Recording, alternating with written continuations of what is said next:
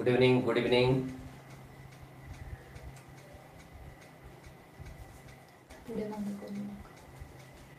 मला वाटलं आज रविवार आहे, काय कोण येतंय, म्हणजे आपल्याला शिकायचं आहे याच्यामध्ये लगेच समजतं. It seems that you are very much interested.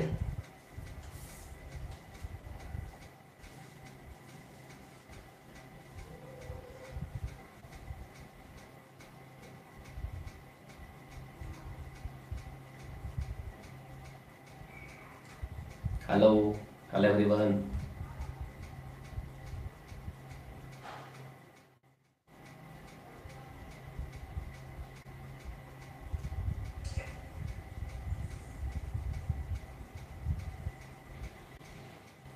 Hello good evening. Good evening.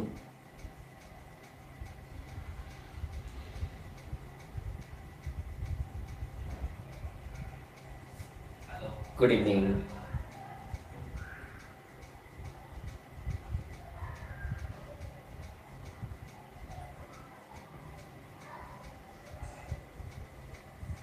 Okay, shall we start now. आपण चालू करूया.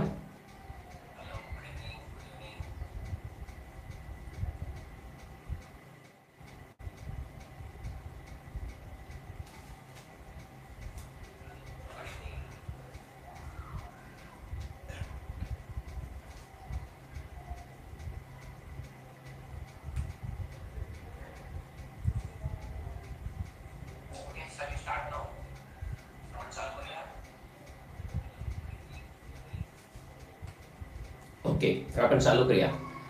मी थोडंसं आपल्याच म्हणजे जो आपण जे काय आत्ता शिकत आहोत त्याच्यामध्ये फक्त तुम्हाला मी एक हे करणार आहे की म्हणजे आपल्याला इंटरॅक्शन होणं शक्य नाही आहे, परंतु आता मी स्ट्रक्चर ऑफ सेंटेन्स हा जो पार्ट आता मी चालू केलेला आहे, तर हा सगळा स्ट्रक्चर ऑफ सेंटेन्स हा मी शिकवल्यानंतर एक्झाममध्ये त्या स्ट्रक्चर ऑफ सेंटेन्सवरती कसे प्रश्न आलेले आहेत याच्यासाठी मला वाटतं तुम्ही सगळ्यांनी आपण जे काय आता शिकतो त्याच्यामध्ये फक्त तुम्हाला एक हे करणार.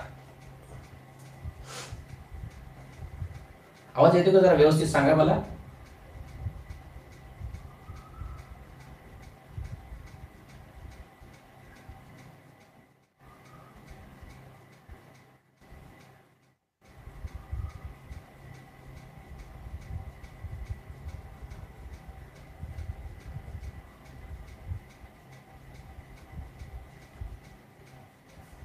ओके ठीक आहे.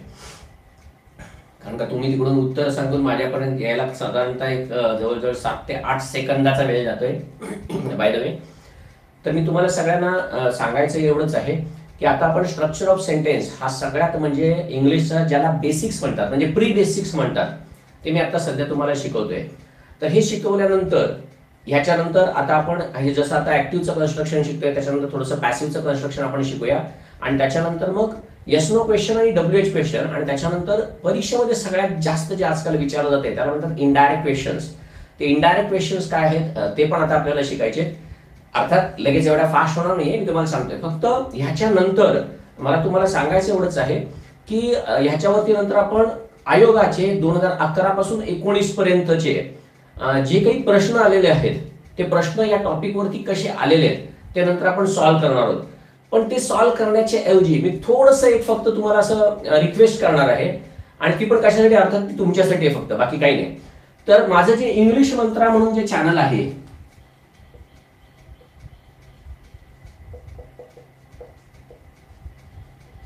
म्हणजे जोपर्यंत आपण लाईव्ह आहोत नंतर एकच तुम्हाला सांगतो की मी तुम्हाला संपूर्ण ग्रामर शिकवणार आहे. संपूर्ण ग्रामर म्हणजे हे शिकल्यानंतर तुम्हाला अजून वेगळं काही ग्रामर जे आहे ना त्याचा अभ्यास करायला लागणार नाही. अर्थात अभ्यास करायचाच आहे पण फक्त सांगायचं एवढंच आहे की मी तुम्हाला संपूर्ण ग्रामर शिकवणार आहे. तर त्यासाठी तुम्ही काय करायचंय, हे जे इंग्लिश मंत्रा जे चॅनल आहे, कुठलं आहे, टेलिग्राम चॅनल आहे, हे जॉईन करा. याचं कारण का तुम्हाला मी सांगतो की ह्याच्यावरती ना मी एक टेस्ट जी आहे म्हणजे ज्या आयोगाच्या प्रत्येक प्रश्नपत्रिकेमध्ये म्हणजे कसे याच्यावरती प्रश्न येऊन गेलेले आहेत तर मी या इंग्लिश मंत्रा चॅनलवरती मी त्याची PDF टाकेन. म्हणजे ती कमीत कमी ज्यावेळी तुम्ही सॉल्व्ह वगैरे किंवा आपण इथे ज्यावेळी सॉल्व्ह करू त्यामुळे तुम्हाला त्याच्यामध्ये जे आपण शिकतोय त्याचा तिचं ऍप्लिकेशन कसं करायचं आणि त्याचं उत्तर तुम्हाला तिकडे येतंय का हे तुम्हाला समजायला लागेल. कारण सगळ्यांनी ज्यांना ज्यांना असं वाटतं की आपण हे करावं त्यांनी इंग्लिश मंत्र हे जॉईन करा. जॉईन केल्यानंतर मी तिकडे तुम्हाला ज्या वेळेला आपला हा चॅप्टर पूर्ण होईल स्ट्रक्चर ऑफ सेंटेन्सचा, त्यावेळी मी तिथे तुम्हाला स्ट्रक्चर ऑफ सेंटेन्सची एक पूर्णपणे जेवढे म्हणून 2011 पासून 19 पर्यंत प्रश्न येऊन गेलेले आहेत त्या सगळ्याची मी अनालिसिस करून ते बाजूला वेगवेगळे केलेले आहेत ते मी तुम्हाला पाठवेल. तर ते तुम्ही घ्या आणि समोर राहा. म्हणजे काय होईल माहितीये का, मी ज्या वेळेला प्रश्नाची उत्तर सांगेन तर सगळ्यात पहिल्यांदा मला असं वाटतं की तुम्ही ह्याच्यावरनं ती PDF काय पण घ्या आणि स्वतः सोडवून बघा. नाहीतर म्हणजे तुम्हाला समजेल की आपण जे शिकतोय ना त्याचा उपयोग होतोय का. म्हणजे मी तर उत्तर सांगेनच, पण मी उत्तर सांगण्यापेक्षा तुम्हाला उत्तर येणं महत्वाचं आहे आणि त्यासाठी आपण हे सगळं शिकतोय एवढं लक्षात घ्या. त्यामुळे हे चॅनल ज्याला शक्य असेल त्यांनी जॉईन करा. त्याच्यामध्ये मी PDF टाकीन ज्या वेळेला हा आपला भाग ज्यावेळेस संपेल. म्हणजे होईल काय माहितीये का, आपण हे का शिकतोय याचं ऍप्लिकेशन काय आणि प्रश्नपत्रिकेमध्ये ह्याच्यावरती कसे प्रश्न येतात हे समजेल. अर्थात मी ज्या वेळेला हे तुम्हाला शिकवत आहे शिकवत असताना मी तर तुम्हाला एखाद दुसरा प्रश्न दाखवणारच आहे की कशा प्रकारचे प्रश्न विचारले जातात आणि नंतर कशा प्रकारचे प्रश्न विचारू शकतील. तर हे सगळं मी तुम्हाला इकडे शिकवता दाखवणार आहे. मला माहिती आहे ऍक्च्युली 1 तासाचा वेळ हा माझ्यासाठी खूप कमी आहे माहितीये का, तुम्हाला खूप समजून देण्यासाठी. मग त्यासाठी कदाचित 1.5 तास 2 तास लागेल, पण आता मला घाई करायची नाहीये. First you must gear up. एकदम गिअर झाले पाहिजेत आधी तुम्ही आणि तुम्हाला एकदम असं वाटलं पाहिजे की नाही आपण शिकूया. मग त्याच्यानंतर आपण पुढे वेळ वाढवायचा काय हे त्याच्यानंतर ठरवूया. तर सगळ्यात पहिल्यांदा मला सांगायचं हे जॉईन करा आणि मग त्याच्यानंतर तुम्हाला मी जे PDF पाठवीन ते तुम्हाला याच्यामध्ये मिळेल. ओके, तर आता आपण याच्या पुढचं जे आता आपल्याला बघायचं आहे, काल आपण मला वाटतं परफेक्ट टेन्स पर्यंत केलेलं आहे. त्या परफेक्ट टेन्सच्या नंतर परफेक्ट कंटिन्युअस टेन्स, मला वाटतं परफेक्ट टेन्स पण केलं नाही. आधी आपण परफेक्ट टेन्सेस बघू आणि मग त्याच्यानंतर परफेक्ट कंटिन्युअस प्रेझेंट पास्ट आणि फ्युचर. काल मी तुम्हाला perfect continuous present past future कसे असतात हेही सांगितलेलं आहे. तर आता सगळ्यात पहिल्यांदा बघूया परफेक्ट प्रेझेंट.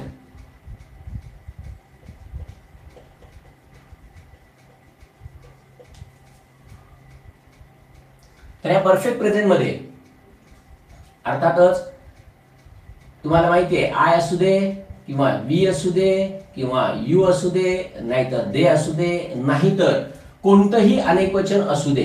म्हणजे मी आता इकडे समजा असं घेतलं पीपल, त्याच्यानंतर अजून काय घेतलं स्टुडंट्स, चिल्ड्रन, काय वाटेल ते असू दे. कळलं, कोणतंही अनेकवचन जर आपण याच्यामध्ये घेतलं, तुम्हाला माहिती आहे परफेक्ट प्रेझेंट मध्ये सहाय्यकारी क्रियापद हॅव आणि हॅज हे वापरलेलं असतं आणि याच्यानंतर V3 असतं. आपल्याला नियम माहिती आहे काय, आय यू आणि कोणतंही अनेकवचन असेल तर त्याच्यानंतर नेहमी म्हणजे हा सब्जेक्ट ज्या वेळेला असेल तर ह्याच्यानंतर क्रियापदाला नेहमी हॅवच वापरलं जातं. त्यामुळे हॅव स्टडीड इंग्लिश अर्थ लगेच समजतो. म्हणजे मी इंग्रजी शिकलेलो आहे किंवा आम्ही इंग्रजी शिकलेलो आहोत किंवा तुम्ही इंग्रजी शिकलेला आहात किंवा तू इंग्रजी शिकलेला आहेस, ते इंग्रजी शिकलेले आहेत, लोक इंग्रजी शिकलेले आहेत, विद्यार्थी इंग्रजी शिकलेले आहेत किंवा मुले इंग्रजी शिकलेले आहेत. म्हणजे थोडक्यात या हॅव आणि हॅजचा अर्थ आहे आणि त्याच्यानंतर जे तिसरं रूप आहे आपण बघितलं बघा की प्रेझेंट मध्ये शिकतो, पास्ट मध्ये शिकला, शिकली, शिकले काही पण, आणि परफेक्ट मध्ये शिकला, शिकली, शिकले, शिकलो हे घेतलं तरी चालतं किंवा शिकलेला, शिकलेली, शिकलेलो असं घेतलं तरी पण चालतं. त्यामुळे याचा अर्थ तुम्हाला स्पष्ट झालेला आहे. पण तेच जर एक वचन असेल म्हणजे काय, शी असेल किंवा ही असेल, इट अर्थात निर्जीवासाठी त्यामुळे मी इकडे वापरत नाही, पण बाकी म्हणजे इट सुद्धा असेल तरी सुद्धा ते थर्ड पर्सन सिंग्युलर आहे त्यामुळे त्याच्यासाठी सुद्धा वापरता येऊ शकतं. फक्त आता इथे मी हे सांगतोय ही शी असू दे किंवा बॉय असू दे किंवा अ चाइल्ड असू दे किंवा वुमन असू दे वगैरे वगैरे वगैरे, असा कुठलाही एकवचनी, कळलं, आय आणि यू सोडून कोणतंही एकवचनी जर करता असेल तर मात्र याच्यानंतर हॅजच वापरलं जातं आणि मग अर्थातच क्रियापदाचं तिसरं रूप. थोडक्यात हे वापरायचं, हे कशासाठी वापरतोय आपण तर आय यू सोडून कोणतेही एकवचन, कोणत्याही एकवचनासाठी तुम्हाला हॅज वापरावं लागतं. आणि हे कशासाठी तर आय यू आणि कोणतेही अनेक वचन यांच्यासाठी तुम्हाला हॅव वापरावं लागतंय. बरोबर आहे. फळ्यावरचं दिसतंय ना सगळ्यांना?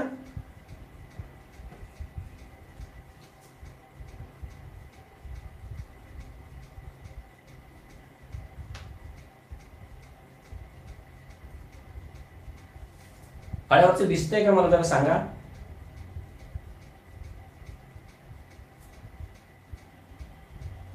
ब्लर दिसतंय.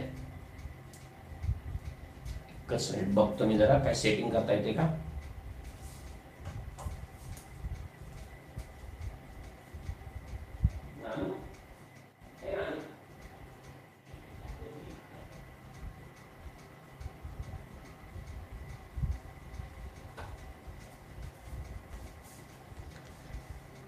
बघतोय जरा, एकच मिनिट जरा होल्ड करा. काय दिसायचा काय प्रॉब्लेम येतोय मला समजत नाही.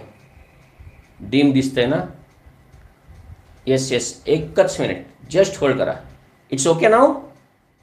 या समोर has said that it's okay.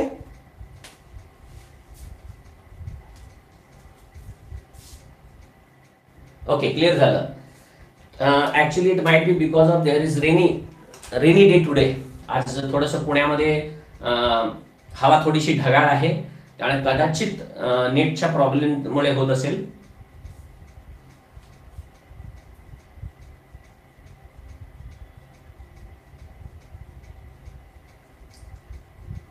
दिसतंय ना व्यवस्थित? So shall we go ahead?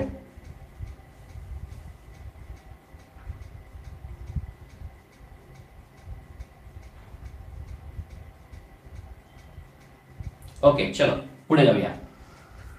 तर इकडे झालं परफेक्ट प्रेझेंट मध्ये सब्जेक्ट एकवचनी आहे, त्यामुळे इकडे हॅज स्टडीड इंग्लिश असं आलेलं आहे. ओके, आता हे झालं परफेक्ट प्रेझेंटचं. परफेक्ट पास्ट मध्ये अर्थात फक्त हॅड हे एकमेव सहाय्यकारी क्रियापद येत असतं, त्यामुळे तिथे तर एकवचन किंवा अनेक वचन ह्याच्यासाठीचे जे नियम आहेत ते कधी वापरले जाणार नाहीये. म्हणजे सगळीकडे हॅडच लागणार आहेत. म्हणजे थोडक्यात परफेक्ट पास्ट मध्ये काय होणार आहे बघा, कुठलाही करता असेल म्हणजे कोणताही तिथे करता असू दे, कोणताही करता जरी असला तरी सुद्धा इकडे अर्थातच काय होणार आहे, म्हणजे तो आय असू दे, नाहीतर वी असू दे, दे असू दे, नाहीतर अ बॉय असू दे, नाहीतर अ गर्ल असू दे, नाहीतर अजून कोणी पण असू दे, किंवा अ टीचर असू दे, कोणी पण असू दे. कळतंय? एक वचन असू दे किंवा अनेक वचन करता असू दे, यानी काही फरक पडत नाही. आपल्याला इकडे फक्त हॅड आणि त्याच्यानंतर क्रियापदाचं तिसरं रूप. अर्थात वाक्याचा अर्थ काय, हा शब्द होता, होती, होते याच्यासाठी असतो हे तुम्हाला समजतं. म्हणजे मी इंग्लिशचा अभ्यास केला होता, आम्ही इंग्लिशचा अभ्यास केला होता, त्यांनी इंग्लिशचा अभ्यास केला होता, मुलाने इंग्लिशचा अभ्यास केला होता, मुलीने केला होता आणि सरांनी केला होता. कळतंय? त्यामुळे सगळ्या याच्यामध्ये तर काही फरक पडत नाही. आता बघूया पुढचं परफेक्ट फ्युचर. मग परफेक्ट फ्युचर मध्ये आपल्याला माहिती आहे शॅल आणि विलचा नियम आहे. अर्थात शॅल आणि विल हा नियम जगामध्ये सगळीकडे आता कोणताही जरी करता असला तरी सुद्धा तिकडे विल वापरलं जात असतं. परंतु फक्त स्पर्धा परीक्षेसाठी नियम काय, तर आय आणि विल ला शॅल वापरायचं. बाकी ना कसंही केलं तरी रिटर्न इंग्लिश मध्ये सुद्धा काडी मात्रही फरक पडत नाही. पण आपल्याला स्पर्धा परीक्षेसाठी म्हणून मी आय आणि वी साठी फक्त तिकडे शॅल घेतो. करता ज्या वेळेला आय किंवा बी असेल त्यावेळेला फक्त तिकडे शॅल होणार आहे. त्याच्यानंतर तो परफेक्ट आहे त्यामुळे शॅलच्या नंतर हॅव येतं, कारण का परफेक्ट दाखवण्यासाठी हॅव आवश्यक असतं, फ्युचर दर्शवण्यासाठी हे आवश्यक असतं. कारण ह्याच्यामध्ये तुम्हाला परफेक्ट फ्युचर समजून जातं आणि त्याच्यानंतर परत क्रियापदाचं तिसरं रूपच असतं. त्यामुळे इकडे परत स्टडीड आणि मग इंग्लिश. मग हेच कोणाही साठी करता म्हणजे तिथे जरी अगदी ही आणि शी किंवा अजून कोणी पण जरी असलं तरी सुद्धा त्याने काहीही फरक पडत नाही. फक्त इथे काय होणार आहे, शॅलच्या ऐवजी इथे मात्र नेहमी विलच वापरायचं आहे. बाकी ह्याच्यामध्ये हॅव आणि स्टडीड याच्यामध्ये काहीही फरक पडणार नाही. किंबहुना आय आणि वी साठी सुद्धा तुम्ही विल घेतलं तरी पण चालतं. किंबहुना इंग्लिश मध्ये आता विलचा शॅलचा उपयोग हा फक्त आय आणि वी साठी पण फक्त प्रश्नार्थक वाक्यापुरताच सीमित मर्यादित राहिलेला आहे. एवढं फक्त लक्षात ठेवा. त्यामुळे इथे जरी विल घेतलं तरी सुद्धा ते चुकीचं नसतं. पण जर समजा आपल्याला एमपीएससीच्या प्रश्नपत्रिकेमध्ये किंवा कुठल्याही स्पर्धा परीक्षेमध्ये जर आपल्याला त्याच्यासाठी जर खास करून म्हणजे स्पॉट द एरर किंवा फाइंड आउट द करेक्ट और इनकरेक्ट सेंटेन्स ह्याच्यासाठी जर प्रश्न विचारला गेला असेल तर त्यावेळेला मात्र तुम्हाला हे लक्षात राहिलं पाहिजे, बाकी काही नाही. आणि हे मोस्टली खूप सोपं आहे, त्यामुळे तुम्हाला सगळ्यांना येते मला माहिती आहे. मी फक्त एक क्लिअर करत जातोय की इन केस समजा ह्याच्यावरती प्रश्नपत्रिकेमध्ये प्रश्न आला तर आपल्याला काय करायचंय. तुम्हाला एक मजा सांगतो बघा. 2017च्या परीक्षेमध्ये एक प्रश्न येऊन गेला आणि तो कसा होता बघा. त्याच्यामध्ये असं वाक्य दिलं होतं आणि फाइंड आउट द एरर साठी वाक्य येऊन गेलेलं आहे ते बघा. त्याच्यामध्ये असं वाक्य दिलं, we would have finished work by tomorrow evening असं एक वाक्य दिलं गेलं प्रश्नपत्रिकेमध्ये, कळतंय. आणि पेपर सेटरनी काय केलं आणि शेवटी नो एरर स्पॉट देणार पाहिजे. एमपीएससी मध्ये येऊन गेलेलं वाक्य आहे बघा. We would have finish work by tomorrow evening. Actually हे would have, should have, could have, might have आणि मस्ट हॅव हे अजूनपर्यंत एमपीएससीच्या परीक्षेला येऊन गेलेलं नाहीये. एक लक्षात ठेवा, डिपार्टमेंटल पीएसआय ची जी परीक्षा असते तर त्यांच्या परीक्षेला मात्र मस्ट हॅव वरती सुद्धा प्रश्न येऊन गेलेला आहे. अजूनपर्यंत एमपीएससी ला आलेला नाहीये, पण एमपीएससी ला एक थोडा वेगळ्या प्रकारचा येऊन गेला. तुम्ही अर्थात नंतर सांगेन तुम्हाला पुढे ज्या वेळेला आपण शिकू त्यावेळेला. पण आता बघा इथे काय दिलं बघा, we would have finish work by tomorrow evening.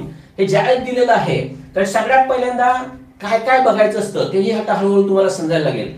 तर वीच्या नंतर सगळ्यात पहिल्यांदा काय आहे, कारण का इथे टुमॉरो इव्हनिंग दिलेलं आहे. When it is tomorrow evening that means it is sure, it is confirm. बरोबर आहे ना. काय की हे सगळं फ्युचर साठी आहे. मग whether we can use would in future आणि here it is given would have. Would have हे फक्त पास्ट मध्ये वापरलं जातं. हे जे सगळं आहे याला मॉडेल्स परफेक्टिव्ह असं म्हणतात. द मास्टर की टू इंग्लिश ग्रामर या माझ्या पुस्तकामध्ये मी ही 5 जी हेल्पिंग वर्ब आहेत ना ही दिलेली आहेत. म्हणजे शुड हॅव कुठे वापरायचं, वुड हॅव कुठे वापरायचं, कुड हॅव कुठे वापरायचं, माइट हॅव कुठे वापरायचं आणि मस्ट हॅव कुठे वापरायचं. ह्याचं देण्याच्या मागचं कारण एवढंच आहे, बाकी कुठल्याही पुस्तकामध्ये हे दिलेलं नाहीये. देण्याच्या मागचं कारण फक्त एवढंच आहे की डिपार्टमेंटल पीएसआय ला जर येऊन गेलं तर एक ना एक दिवस एमपीएससी परीक्षेला येणार असते, म्हणून फक्त दिलेलं आहे. तर तुम्हाला एवढ्या ह्याच्यामध्ये हे समजलं पाहिजे की एरर इथे आहे. कारण का एक तर वुड हॅव हे पास्ट मध्ये असतं, पण हे वुड हॅव पास्ट मध्ये असतं का फ्युचर मध्ये असतं हे समजण्यासाठी आधी वुड हॅवचा अर्थ तरी माहित असला पाहिजे. आणि म्हणून मी फक्त ते पुस्तकामध्ये दिलेलं आहे, कळतंय. आणि दुसरं, राज्यसेवेची जी परीक्षा ज्याच्यामध्ये रिटर्न इंग्लिश आहे त्याच्यामध्ये ह्याला अत्यंत महत्व आहे. अर्थात तो भाग पूर्ण वेगळा आहे. आपण आता काय राज्यसेवेच्या रिटर्न इंग्लिशची तयारी करत नाही आहोत. तर स्पर्धा परीक्षेमध्ये आपल्याला पीएसआय असू दे तर तलाठी असू दे तर अजून कुठले असू दे, तुम्ही बघितलं असेल की आपल्याला कंडिशनल सेंटेन्सेस ज्या वेळेला असतात त्यावेळी त्या कंडिशनल सेंटेन्स मध्ये सुद्धा वुड हॅव वापरलं जातं. आणि ज्यावेळी तिकडे वुड हॅव वापरलं जातं त्यावेळी तुम्हाला सगळ्यांना आता थोडा तरी रूल माहित असेल की तिथे काय असतं बघा, इफच्या नंतर परफेक्ट पास्ट असतो. बाकी आपण कंडिशनलचे रूल जे काय आहेत ते नंतर अजून डीप मध्ये शिकणार आहेत. पण मला तुम्हाला फक्त एवढंच सांगायचंय की काही काही वेळेला बरेच रूल्स तुम्हाला माहिती असतात, पण ऐन वेळेला परीक्षेमध्ये त्याचं ऍप्लिकेशन कसं करायचं असतं ना हे आपल्याला समजत नसतं.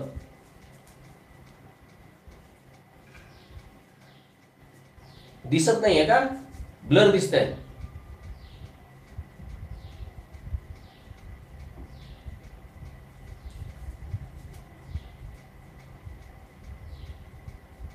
दिसत नाही व्यवस्थित.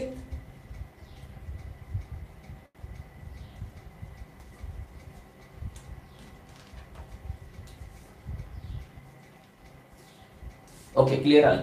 थोडंसं इथे हवा थोडीशी ढगाळ आहे त्यामुळे कदाचित नेटचा थोडंफार कमी जास्त होत असेल, त्यामुळेच आहे. बाकी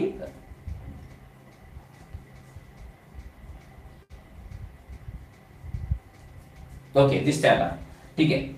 तर सांगायचं काय की तुम्हाला माहिती आहे की कंडिशनल क्लॉज मध्ये काय असतं बघा, इफच्या परफेक्ट पास्ट नंतर इकडे तुम्हाला काय काय वापरायचं असतं मेन क्लॉज मध्ये. हे क्लॉज वगैरे आपल्याला सगळं शिकायचं आहे.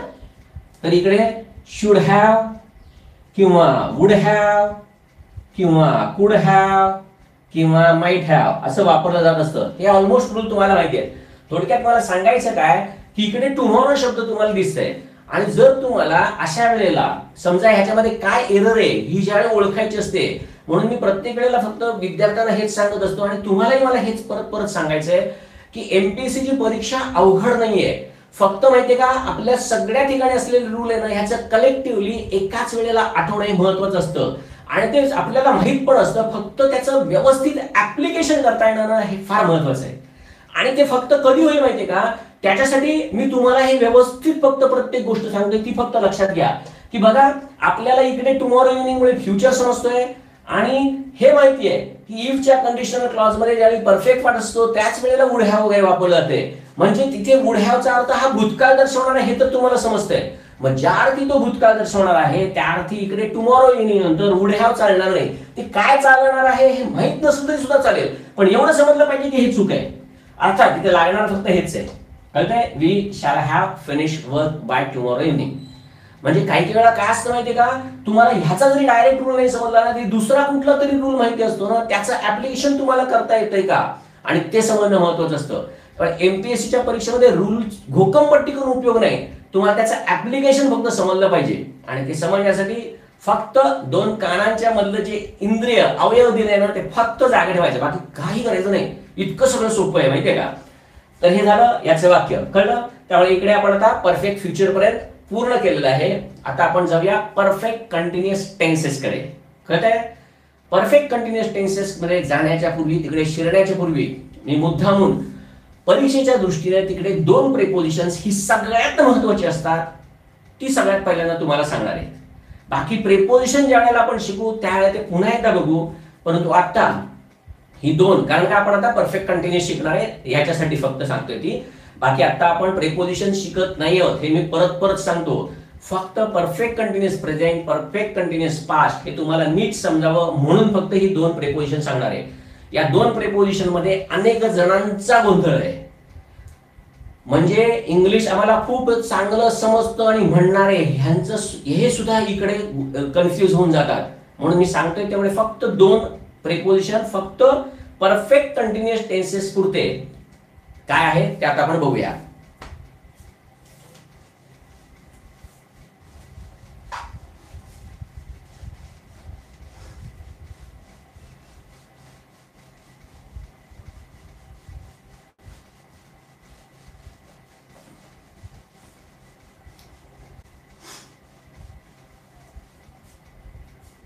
एक तर मित्रांनो आता तुम्हाला माहिती आहे की परफेक्ट कंटिन्युअसचे कोणतेही टेन्सेस ज्या वेळेला परीक्षेमध्ये आलेले असतील किंवा परफेक्ट कंटिन्युअस टेन्स मधलं जे कुठलंही वाक्य असेल त्याच्यामध्ये टाइम फ्रेजेस या असतातच.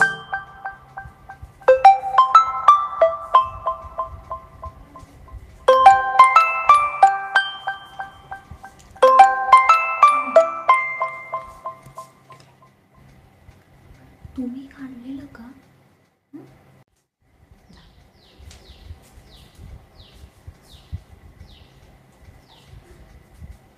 येते का, दिसतंय का मध्ये थोडस डिस्कनेक्ट झालेलं.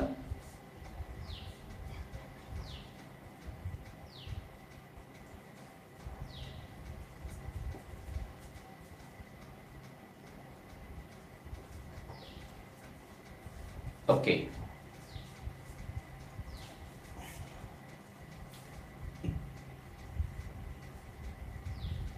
ओके काय सांगते ते लक्षात घ्या. कुठल्याही परफेक्ट कंटिन्युअस टेन्सेस मध्ये, मग तो प्रेझेंट असू दे, पास्ट असू दे किंवा फ्युचर असू दे, या तीन टेन्सेस मध्ये तुम्हाला माहिती आहे की तिथे टाइम ड्युरेशन म्हणजे ज्याला म्हणतात टाइम फ्रेजेस, त्या टाइम फ्रेजेस या परफेक्ट कंटिन्युअस टेन्सेस मध्ये, मग तो प्रेझेंट असू दे नाहीतर पास्ट असू दे नाहीतर फ्युचर असू दे, त्याच्यामध्ये असतातच. बरोबर आहे. ह्याच्यामध्ये सगळ्यात जास्त एमपीएससीच्या प्रश्नपत्रिकेमध्ये जे प्रश्न विचारले जातात ते दोन प्रेपोजिशन वरती असतात. एक असतं फॉर आणि एक असतं सिन्स. मला माहिती आहे तुम्हाला हे सगळ्यांना माहिती आणि सगळ्यांनी घेतलंय, पण एमपीएससीचे पेपर सेटर तुम्हाला कुठे फसवणार आहेत यापुढे जाऊन, कारण का तुम्हाला माहिती आहे परीक्षेचा पॅटर्न बदली होत चाललाय आणि आता इथे ते तुम्हाला कुठे फसवू शकतात ते आता मी तुम्हाला सांगणार आहे आणि ते नीट समजावून घ्या, फार महत्वाचं आहे. म्हणजे तुम्ही हा रूल सगळ्या सीडीएसच्या परीक्षेमध्ये, एसएससीच्या परीक्षेमध्ये, सीएपीएफच्या परीक्षेमध्ये, बँकिंगच्या परीक्षेमध्ये कुठेही स्पॉट द एरर मध्ये हा प्रश्न हमखास विचारला जात असतो. तर तो काय रूल आहे तो आता नीट बघा. दोन प्रेपोजिशन आहेत हे तर तुम्हाला माहिती आहे. एक आहे सिन्स आणि दुसरा आहे फॉर. बरोबर आहे. याचा सगळ्यात महत्वाचा अर्थ काय आहे तो आधी नीट समजून घ्या. सिन्सचा अर्थ हा पासून आहे, पण पासून म्हणजे कशापासून आहे तर तो भूतकाळापासून असा आहे. म्हणजे पासून आहे पण तो भूतकाळापासून असा आहे. आणि तो भूतकाळापासून म्हणजे कुठला तर एका विशिष्ट काळापासून असं दर्शवण्यासाठी सिन्सचा उपयोग केला जातो. काय एका विशिष्ट काळापासून from the particular point of time of the past सिन्सचा उपयोग केला जात असतो. सिन्स ज्या वेळेला वापरलं जात असतं त्यावेळेला इट इंडिकेट्स ते असं दाखवतं की the action is still continues in present tense. बघा समजतंय का. सिन्स ज्या वेळेला वापरलं जात असतं त्यावेळेला ते भूतकाळापासून तर आहेच, पण त्याचा अर्थच असा असतो की ती क्रिया जी आहे ती अजूनही इन कंटिन्युएशन आहे. म्हणून एका प्रश्नपत्रिकेमध्ये सिन्स वरती एक प्रश्न विचारला गेला आणि त्याच्यामध्ये सिन्स हे कशासाठी वापरलं गेलेलं आहे अमुक अमुक एका वरती एक वाक्य दिलं होतं आणि त्याच्यामध्ये विचारलं होतं की सिन्स हे कशासाठी वापरलं गेलेलं आहे. मग तो परफेक्ट टेन्स आहे म्हणून वापरलं गेलंय का it is in continuous action म्हणून वापरलं गेलंय. इन कंटिन्युअन्स असं परीक्षेमध्ये येऊन गेलेलं होतं. सांगायचं एवढंच आहे म्हणून तुम्हाला मी हे मुद्दामून सांगतोय आता की ह्याच्यानंतर आपण प्रेपोजिशन मध्ये हे याला फक्त टच करून आपण पुढे जाऊ. आता सगळ्यात महत्त्वाचं समजलं पाहिजे की सिन्सचा उपयोग हा भूतकाळातल्या एका विशिष्ट काळापासून असाच होत असतो. आता तुम्हाला आता मी 50 वर्षाचा आहे. मग ज्या वेळेला असं म्हणतो काय सिन्स चाइल्डहुड त्यावेळेला त्याचा अर्थ भूतकाळातल्याच एका विशिष्ट काळापासून वापरलं जाते. हे कायम लक्षात ठेवायचं. त्यामुळे सिन्सचा सगळ्यात महत्त्वाचा नियम काय तर सिन्सच्या नंतर तिकडे नेहमी पास्ट दर्शवणारा किंवा पास्ट दर्शवणारा वर्ड तरी असायला लागतो किंवा फ्रेज तरी असावी लागते. बघा नीट परत. सिन्सच्या नंतर पास्ट दर्शवणारा वर्ड. पास्ट दर्शवणारे वर्ड कुठले कुठले आहेत तुम्हाला माहिती आहे. यस्टरडे नी पास्ट समजतो बरोबर ना. तर किंवा याच वर्ड मध्ये अजून काय काय येऊ शकेल. आता तुम्हाला माहिती आहे 2021 चालू आहे म्हणजे मी अगदी 2001 म्हटलं तरी पण तो पास्ट दर्शवणारा साल आहे. मी याच्याऐवजी म्हटलं 2019 किंवा 2020 जरी म्हटलं तरी हे शब्द आहेत हे तुम्हाला पास्ट दर्शवत आहेत. सिन्स नंतर तुम्हाला हे असले पास्ट दर्शवणारे हे शब्द तरी दिसतील किंवा यस्टरडे सारखा शब्द दिसेल. त्यामुळे हे झाले सगळे वर्ड्स कळतंय की ज्याच्यामध्ये तुम्हाला पास्ट इंडिकेट होत असतं. आणि त्याच्यानंतर फ्रेज म्हणजे सिन्सच्या नंतर एकतर पास्ट दर्शवणारा वर्ड असलाच पाहिजे आणि असतोच कळलं किंवा फ्रेज तरी असते. मग फ्रेज असेल तर ती फ्रेज काय असते ते बघा. ती फ्रेज सगळ्यात महत्वाचं म्हणजे ती लास्टने चालू झालेली असते. मग इकडे लास्ट मॉर्निंग असं म्हटलं तरी सुद्धा या फ्रेजनी तुम्हाला भूतकाळ समजतो कळतंय. मग त्या मॉर्निंगच्या ऐवजी इकडे आफ्टरनून असू दे इव्हनिंग असू दे समजतंय ना काही असू दे. याच्या ऐवजी इकडे लास्ट वीक असू दे लास्ट मंथ असू दे लास्ट इयर असू दे लास्ट डिकेड असू दे. डिकेड म्हणजे दशक कळतंय. म्हणजे सिन्सच्या नंतर एकतर भूतकाळ दर्शवणारा वर्ड तरी असतो किंवा भूतकाळ दर्शवणारी फ्रेज तरी असते आणि असलीच पाहिजे. त्यामुळे भूतकाळातल्या एका विशिष्ट काळापासून आतापर्यंतचा सगळा काळ म्हणजे वर्तमानातला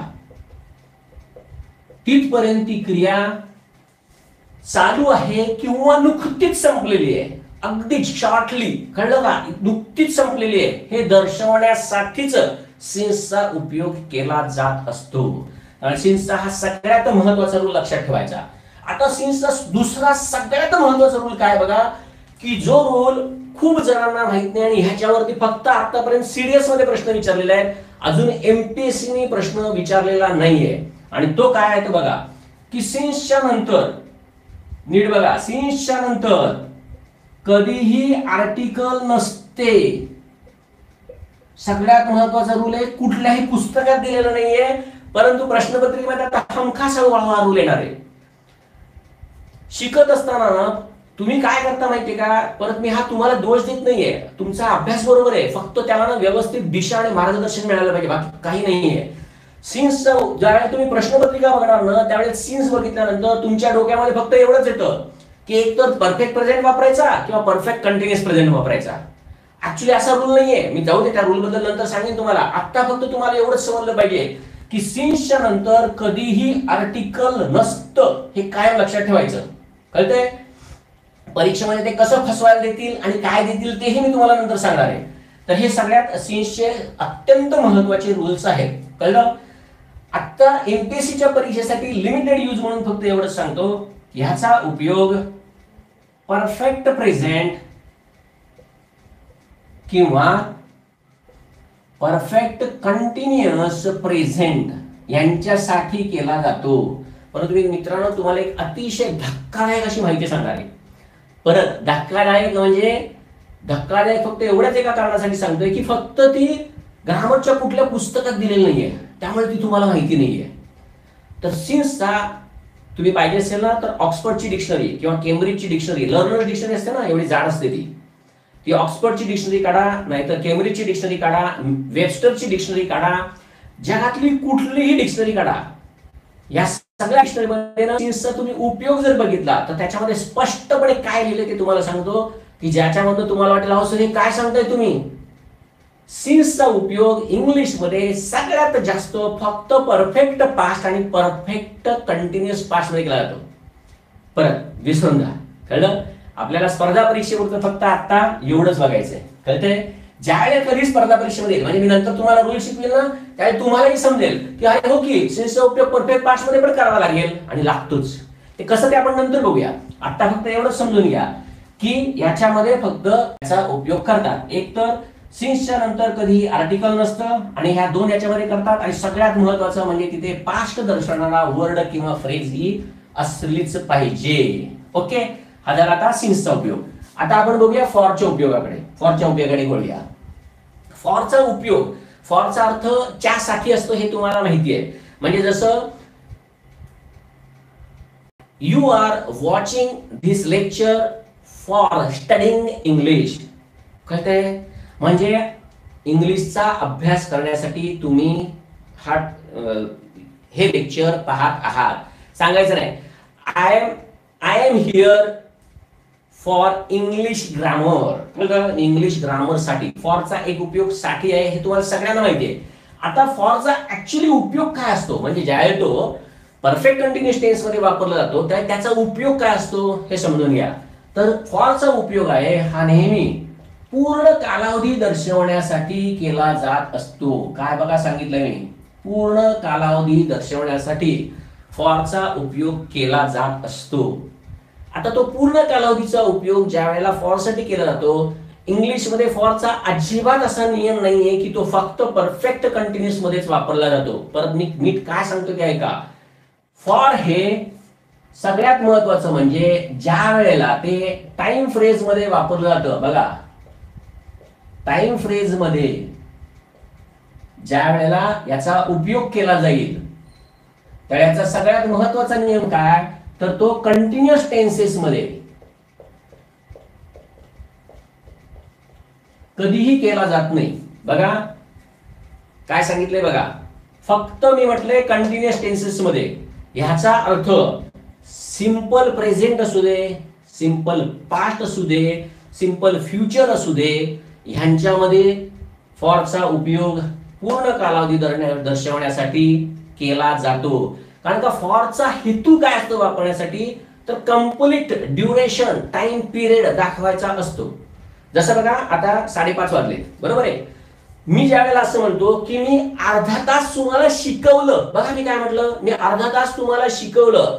आपल्या मातृभाषेमध्ये सुद्धा आपण अर्धा तास शिकवलं. याच्यामध्ये सिंपल पास्ट वापरलाय बघा, शिकवलं. याच्यापुढे आहे होता असेल कोणतेही सहाय्यकारी क्रियापद नाही, त्यामुळे हा सिंपल पास्ट आहे. सुरुवातीचे जे टेन्सेस मराठीमध्ये शिकवले ना ते नीट लक्षात आणा म्हणजे तुम्हाला समजेल. कळलं का? आणि मी तुम्हाला म्हणून मी मराठी का तुम्हाला सांगतोय माहिती, आणि मराठी इतकं महत्वाचं आहे की मराठी वाक्याचा मराठी अर्थ समजला ना, इंग्लिशमध्ये तुम्हाला रूल्स असे समजायला लागतील, माहितीये का, चुटकीसरशी समजायला लागतील. म्हणून बघा, मी काल तुम्हाला 1 तास शिकवलं, आज मी 1 तास झोपलो, मी महिनाभर अभ्यास केला. म्हणजे आपण बघा काय शब्द वापरतो, महिनाभर, मी तासभर, कळतंय, कधी तासभर म्हणतो बघा, मी तासभर झोपलो किंवा मी 1 तास झोपलो. कधी कधी मराठीमध्ये आपण भर हा शब्द वापरतो, जे काय आहे तुमचं ते शब्दयोगी अव्यय ते वापरतो. कधी आपण वापरत पण नाही.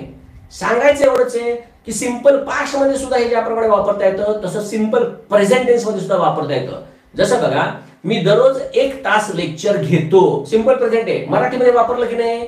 मग मराठीमध्ये वापरलं तर इंग्लिशमध्ये सुद्धा वापरता येतच. फक्त इंग्लिशचा वेगळा रूल आहे की तो कंटिन्युअस टेन्स मध्ये वापरता येणार नाही, एवढाच फक्त रूल आहे. परफेक्ट प्रेझेंट मध्ये सुद्धा वापरता येतं, मराठीमध्ये कंटिन्युअस टेन्सेस मध्ये सुद्धा फॉर वापरता येतं, परंतु इंग्लिश मध्ये मात्र चालणार नाही. कारण का इंग्लिश मध्ये काही पिरियड मध्ये ज्या वेळेला क्रिया चालू असते त्यावेळी तिकडे कंटिन्युअस टेन्स चालतच नाही. तिकडे परफेक्ट कंटिन्युअस टेन्सेसच वापरावे लागतात. Perfect continuous tenses, it might be present, it might B past, और इट माइट बी फ्युचर. कळलं? त्यामुळे हा सगळ्यात महत्त्वाचा नियम हा आधी लक्षात ठेवायचा की ह्याचा टाइम फ्रेज मध्ये, कधी टाइम फ्रेज असेल तर ह्याचा कंटिन्युअस टेन्सेस मध्ये, मग तो कंटिन्युअस प्रेझेंट असू दे, नाहीतर पास्ट असू दे, नाहीतर फ्युचर असू दे, यांच्यामध्ये ह्याचा उपयोग कधीही केला जात नाही. दुसरा सगळ्यात महत्त्वाचा रूल जो अत्यंत महत्त्वाचा आहे तो काय तो लक्षात ठेवा. फॉरच्या नंतर आर्टिकल आलंच पाहिजे, ए, एन किंवा द आलंच पाहिजे. हा याचा दुसरा सगळ्यात महत्त्वाचा रूल आहे. कुठल्याही पुस्तकात दिलेला नाही. परत पुस्तकात दिला नाही म्हणतो येणार नाही या भ्रमामध्ये राहू नका. स्पर्धा परीक्षा खूप पुढे चाललेली आहे. जे रूल्स ज्या पुस्तकात तुम्ही वाचता ना त्या रेन मार्टिनमध्ये आणि पालेन्सोनीमध्ये पण दिलेलं नाहीये. माझ्या पुस्तकामध्ये हे दिलेलं आहे. 2011 ला पहिली एडिशन काढली तेव्हापासून दिलंय. परत तिथे मला मी काय दिले वगैरे हे नाही सांगायचं.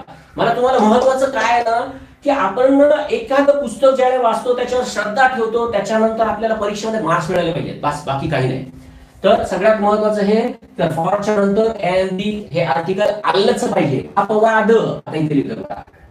अपवाद काय तर ज्या वेळेला तिकडे तुम्हाला अंक किंवा आकडा दिला असेल ना त्यावेळेला मात्र फॉर आपलं आर्टिकल येत नाही. बघा मी काय म्हणतो, उदाहरण एकदम सोपं तुम्हाला सांगतो म्हणजे लगेच समजा. बघा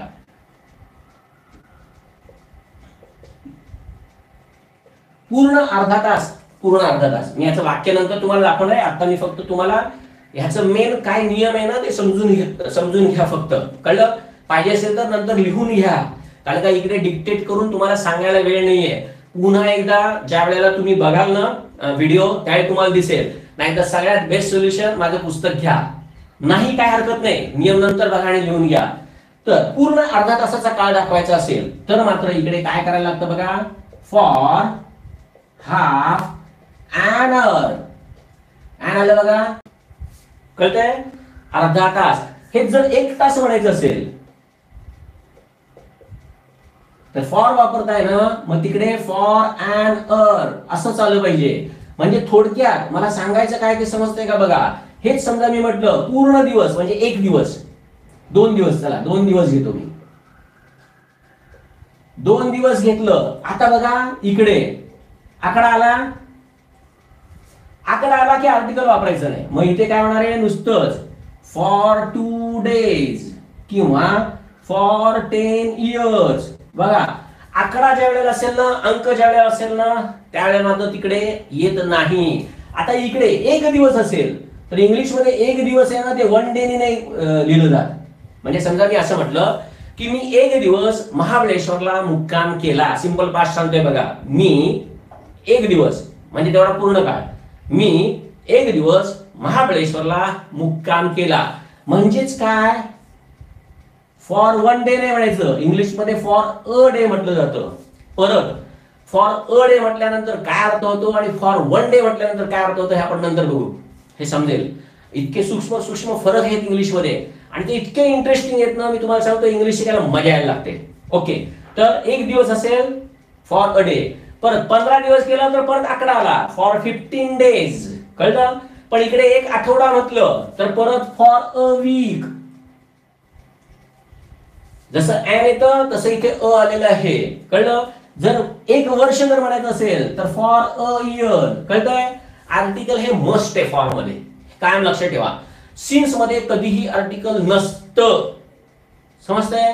सिन्स मध्ये कधीही आर्टिकल नसतं, फॉर मध्ये आर्टिकल असलंच पाहिजे. अपवाद फक्त काय आहे, कारण का तुम्हाला माहितीये ह्याला इनडेफिनेट जाऊ दे, निश्चित आणि अनिश्चित उपपद. हे निश्चित उपपद आहे, हे अनिश्चित उपपद आहे, आणि इकडे तर हे निश्चित आहे. ज्यावेळी तुम्ही 10 म्हणताय म्हणजे निश्चित आहे, म्हणजे अर्थी निश्चित आहे, त्या अर्थी तिकडे निश्चित उपपद येणार नाही. ज्या अर्थी तिकडे अनिश्चितता यांनी दाखवलेलं आहे, म्हणजे अनिश्चितता दाखवायचं आहे, त्यावेळी तिकडे अँड चालणार आहे. कारण का अर्धा तास म्हणजे 5-10 मिनिट इकडे तिकडे असेल, म्हणून तिकडे अँड चालणार आहे. इकडे एक दिवसला अ डे चालणार आहे, पण निश्चित असेल तर तिकडे अ चालूच शकत नाही, कारण का अ आणि अँडचा उपयोग हा फक्त एक वचनासाठी केला जातो. इकडे ज्या अर्थी मी 2 डेज लिहितोय त्या अर्थी ते अनेक वचन आहे, अनेक वचन आहे, त्यामुळे ते अ आणि अँड वापरता येणार नाही. आणि निश्चित आकडा इथे दर्शवला म्हणजे तिकडे द येणार नाहीये, कारण का द चा उपयोग हा निश्चितता दर्शवण्यासाठी केला जात असतो. त्यामुळे सगळे रूल्स आहेत ना ते एकमेवाने मिसळलेले आहेत, कळलं का. आणि ते ज्या वेळेला मिसळलेले हे समजतील ना त्यावेळेला इंग्लिशचे नियम कधीही विसरले जात नाहीत. तर सगळ्यात दुसरा नियम, जसं इकडे सांगितलं तर तुम्हाला इथे आर्टिकल नसतं, इकडे आर्टिकल असतं, कळलं. हा याचा नियम. आता ह्याच्यानंतर सिन्सचा एक रूल आणि ह्याचा एक रूल काय वेगळा आहे तो बघा. सिन्स नंतर लास्टच्या फ्रेजेस असतात. आता त्या लास्टच्या फ्रेजेस म्हणजे काय ते आपण बघूया. सिन्स नंतर लास्टच्या फ्रेजेस असतात म्हणजे काय होणार आहे बघा. आधी सिन्स व्हायचं लिहायचं आणि मग त्याच्यानंतर म्हणायचं सिन्स लास्ट मंडे. बघा समजतंय का. सिन्स लास्ट मंडे हेच मी म्हटलं. ऍक्च्युअली इंग्लिश मध्ये सिन्स लास्ट मंडे हे पण चूक आहे, ते का ते आता सांगत नाही. बरं चला आधी फक्त एवढंच सांगतो, चला उगाच गोंधळ नको व्हायला तुमचा. इकडे मी म्हणतो since last week, since last morning, आणि ह्याच्या वेळेला इथे कधीही आर्टिकल नसतं हे लक्षात ठेवा, म्हणून ते मी इथे दिलंय बघा. तेच फक्त रूल मी इकडे तुम्हाला परत सांगतोय. या फ्रेज ज्या असतात त्या सिन्सच्या नंतर लास्ट हा शब्द असलाच पाहिजे, कारण का लास्ट या शब्दाने तुम्हाला भूतकाळ दिसत असतो. जो नियम आहे ना सगळ्यात महत्वाचा, की तिकडे पास्ट दर्शवणारा शब्द असला पाहिजे. कारण का नुसतंच आठवडा म्हटलं तर त्यांनी प्रेझेंट समजत नाही का, पास्ट समजत नाही का, फ्युचर समजत नाही. मी नुसतंच 1 तास म्हटलं तर त्यांनी पास्ट पण समजत नाही आणि प्रेझेंट पण समजत नाही किंवा फ्युचर पण समजत नाही. त्याच्यामधून फक्त तो एक पूर्ण कालावधी दिसणार आहे. 1 तास म्हणजे तेवढा पूर्ण कालावधी एवढंच फक्त दिसणार आहे, कळतंय. त्यामुळे इकडे सिन्सच्या नंतर लास्टच्या फ्रेज असतात हे काय लक्षात ठेवायचं. पण फॉरचा सगळ्यात महत्वाचा नियम काय, तर फॉरच्या नंतर नेहमी द लास्टच्या फ्रेजेस असतात आणि हे सगळ्यात महत्वाचं आहे. द लास्टच्या फ्रेजेस असतात. इकडे नुसतंच लास्ट आहे, इकडे द आलंच पाहिजे, म्हणून हा नियम आहे त्याचा. फॉरच्या नंतर आर्टिकल लागतं, कळतंय. फॉरच्या नंतर आर्टिकल लागतं हे सगळ्यात महत्वाचं लक्षात त्यासाठीच ठेवायचं आहे. आणि परीक्षेमध्ये ह्याच्यावरती वाक्य येऊन गेले, ती वाक्य मी नंतर तुम्हाला दाखवणार आहे. आता फक्त बेसिक काय आहे ना तेवढं समजून घ्या, कारण आपण परफेक्ट कंटिन्युअस टेन्सेस कडे आहोत आता. आणि त्यासाठी तुम्हाला हे समजलं पाहिजे. परीक्षेसाठी अत्यंत महत्वाचे रूल्स आहेत हे, कळलं. याचा स्क्रीनशॉट काढून ठेवा, नाहीतर लिहून घ्या, नाहीतर परत नंतर वाचून लिहून घ्या, लिहून ठेवा. नाही तर मी तुम्हाला सगळ्यात बेस्ट सांगतो, जोपर्यंत आपलं लेक्चर चालू आहे ना तोपर्यंत माझं द मास्टर की टू इंग्लिश ग्रामर हे पुस्तकाचं समोर ठेवा. मी इकडे जे जे रूल सांगतोय ना सगळे तिकडे, फक्त टिक मार्क करा, लिहिण्याचा वेळ वाचेल. बाकी तुम्हाला काय करायचं ते करा. मला माझं पुस्तक अजिबात खपवायचं नाही, तर तुम्हाला वाटेल हा सर आता मार्केटिंग करायला लागले. मी इकडे शिकवण्याचं काम करतोय, तेवढंच फक्त तुम्हाला सांगायचंय, कळलंय. फॉरच्या नंतर द लास्टच्या फ्रेजेस असतात. ओके, इथपर्यंत समजलं. आता अजून एक सगळ्यात महत्वाचा रूल की जो अजूनपर्यंत एमपीएससी ला आलेला नाहीये पण बाकी सगळ्या परीक्षेत आलेला आहे, तो काय रूल आहे तो आता तुम्हाला सांगतोय. ओके, हे आता मी पुसतोय. बरं तो नियम इथेच लिहून देतो, मग त्याच्यानंतर पुसतो. तो काय नियम आहे तो बघा. मला वाटतं हे दिसतंय सगळ्यांना. ओके, बरं तो नियम काय आहे तो बघा. तर ज्या वेळेला ह्या ज्या टाइम फ्रेजेस असतात, टाइम फ्रेजेस मध्ये कोणती जी काही टाइम फ्रेज असेल त्या टाइम फ्रेजेस मध्ये जर तुम्हाला होल, WHO होल म्हणजे पूर्ण, किंवा ऑल, ऑलचा अर्थ पण पूर्ण, आणि त्याच्यानंतर फुल. हे तीन शब्द ज्या वेळेला तुम्हाला दिसतात, कळतंय का मी काय सांगतोय ते बघा. याचं एक्झाम्पल मी तुम्हाला दाखवणार आहे, कळलं का? महत्वाचं लक्षात ठेवा. जर टाइम फ्रेजेस मध्ये म्हणजे आपण इकडे काय केलं बघा, फॉर अँड अवर, याच्याऐवजी समजा इथे होल होल अर असेल किंवा फुल अर किंवा काही ऑल द डे असेल, कळतंय का? असं ज्या वेळेला असेल म्हणजे ऑल डे, फुल वीक, समजतंय, होल मंथ, होल इयर, असं ज्या वेळेला असतं त्यावेळेला, हे ज्या वेळेला टाइम फ्रेज असतात त्यावेळेला तिथे कधीही फॉरचा उपयोग केला जात नाही. आता ते का केला जात नाही ना, हे लॉजिकली तुम्हाला सांगतोय, नीट समजून घ्या. मी परत परत सांगतो, इंग्लिशमध्ये रूल्स पाठ करायला लागत नाहीत. फक्त थोडासा मेंदू आहे ना, तो मेंदू जरा खाजवा, तो कार्यरत करा. आणि मी तुम्हाला हे संपूर्ण संपूर्ण जे जे काय आपण शिकणार आहोत ना, त्या सगळ्याच्या मध्ये तुम्हाला एकच सांगणार आहे की इंग्लिशमध्ये तुम्हाला येणार नाही असं काही नाहीये. फक्त तुम्हाला एवढंच समजलं पाहिजे, मेंदू खाजवण्याची कला समजली पाहिजे. आता ते काय येत नाहीये, मी जर तुम्हाला विचारलं ना का काय येणार नाही सांगा बरं, तर तुम्ही म्हणणार नाही ना सर, माहित नाही ना आम्हाला, आम्हाला कोण सांगितलंच नाही ना. हेच फक्त मी आता तुम्हाला एक्सप्लेन जेव्हा करेन त्यावेळी तुम्ही म्हणाल, अरे एवढं सोपं आहे आणि आमच्याकडे डोक्यात आलं मग, असंच तुम्ही म्हणाल. बघा आता काय सांगतोय ते. फॉरचा उपयोग कशासाठी करतात? पूर्ण कालावधी दर्शवण्यासाठी. बघा मी काय सांगतोय ते. या सगळीकडे आपण बघितलं, मी ज्या वेळेला म्हणतो की मी 20 वर्ष मुंबईत राहिलो, I lived in Mumbai for 20 years, समजतंय? पूर्ण कालावधी दर्शवण्यासाठी वापरतोय. मी जर सांगायचं आहे म्हणजे ह्याच्याबद्दल फॉर मधलं पूर्ण कालावधी तुम्हाला दिसतोय, बरोबर आहे. आता हे शब्द ह्याचा अर्थ काय बघा ना, होलचा अर्थ काय? पूर्ण. ऑलचा अर्थ पूर्ण. फुलचा अर्थ पूर्ण. बघ, ह्यानी पण पूर्णपणा दाखवायचा आणि ह्यानी पण पूर्णपणा दाखवायचा. काय अर्थ आहे? नाही, श्रीखंडामध्ये पिठी साखर टाकली, आता गोड बरोबर झालेलं आहे, आता मी अजून साखर टाकू का? अरे पिठी साखर काय साखर काय, साखर टाकली आहे ना, श्रीखंड गोड झालंय ना, मग आता परत अजून नवीन ती काय क्रिस्टलची असलेली म्हणजे ती काय आपल्या घरामध्ये आपण जी वापरतो तीच साखर टाकायला पाहिजे असं काय आहे का? नियम समजून घ्या, कळलं का? जर टाइम फ्रेजेस मध्ये होल, ऑल आणि फुल असेल तर का वापरायचं नाही फॉर? म्हणून मी सांगतोय तुम्हाला नियम समजल्यानंतर ना मुद्दामून त्याला ना प्रश्न विचारा नाही मला का जर विचारलं तर तुम्हाला तुमचं उत्तर मिळेल, आणि ते उत्तर मिळालं ना की तुम्हाला रूलच समजेल आणि मग रूल पाठ करायला लागत नाही. आता मी एवढं सगळं समजावून सांगतोय, हे सगळं समजावून सांगण्यासाठी मी जो काही वेळ घेतोय हे कशासाठी घेतोय की तुमच्या मेंदूमध्ये एकदा घुसलं ना ते पक्क झालं पाहिजे, नंतर रिव्हिजन करताना हे माहितीये मला, हे माहितीये मला, असं करत पुढे गेला पाहिजे. नाहीतर इंग्लिश टेन्शन आलं सर आता काय करू मी, हे असलं काही करत नसायचं नाही. इंग्लिश म्हणून सांगतो खूप सोपं आहे, समजून घ्या. There are no techniques at all, and whoever are telling you that we have technique, I'm really telling you there is no technique in English. You have to apply your brain only. Just apply brain and you will come to know everything is crystal clear. There cannot be confusion in any rules. एवढंच फक्त तुम्हाला मी सांगतो, कळतंय? तर हे झालं. आता ह्याच्यावरची काही आपण एक्झाम्पल्स बघूया आणि मग परफेक्ट कंटिन्युअस वगैरे याच्याकडे जाऊया. सगळ्यात पहिल्यांदा आपण सिन्स आणि फॉरची एक्झाम्पल्स बघूया की परीक्षेमध्ये हे कशा प्रकारे विचारलं जाऊ शकेल हे तुम्हाला आता मी दाखवतो.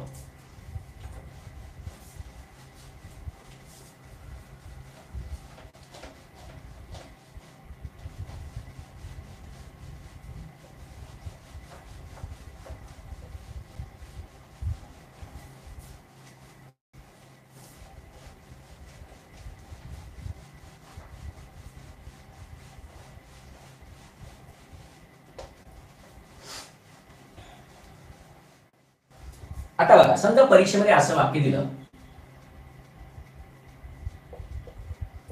मी याचं वाक्य कसं बनणार हे नंतर दाखवतोय तुम्हाला. आधी फक्त आता आपण फॉर आणि सिन्स जे घेतलं ना ते आता समजावून देतोय तुम्हाला.